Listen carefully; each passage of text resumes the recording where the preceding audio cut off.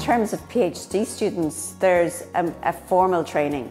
But I guess for me, mentorship is sort of independent from that PhD supervisor perspective, as in somebody comes to you quite informally and saying, you know, would you like to review a grant for me, give me some professional development advice? And that's a great honour, you know, because that means that they sort of respect you, they sort of maybe value your opinion. So you've got a duty of care as well to the people that you give advice to, such that you give good advice to them.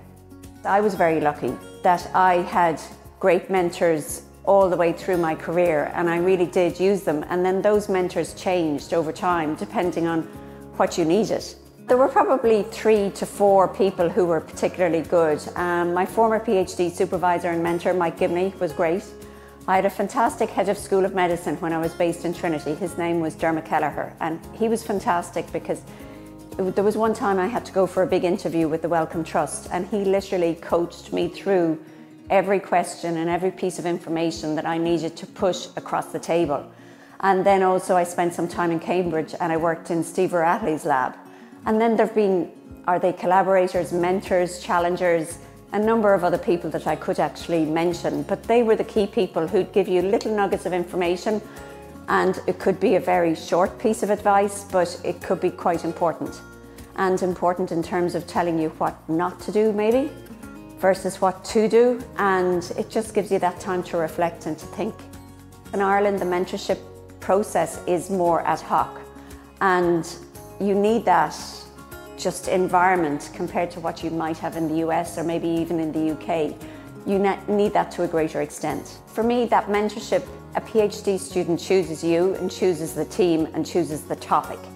So they like that space or not, as the case may be. And then in terms of the professional mentorship, again, people approach you and you go, would you mind? And as I said, it's a great honour for somebody to ask you to do it. But with that honour, you must make sure that you're fit for purpose. You're able to give the right advice for them at the right time. And if it's out of your scope, it's very important for a mentor to actually say, well, that is beyond my scope, because you don't want to send somebody off in the wrong direction inadvertently. It's an awful lot to do with your gut feel, and you will know whether sometimes people actually just need to air their own ideas and vocalize them, and really they know what they want to do and where they should go. So you just let the mentee talk and they sort of figure it out themselves, but they sort of need the affirmation that actually, yes, that is a good idea. But sometimes you have to sort of say, well, maybe not. And again, like I have had that experience where you have to sort of stop something and go, actually, you do need a career change. And if that's the case, go for it. You know, you sort of build up friendships with people who work with you, maybe for, certainly it's 4 years, so you get to know each other.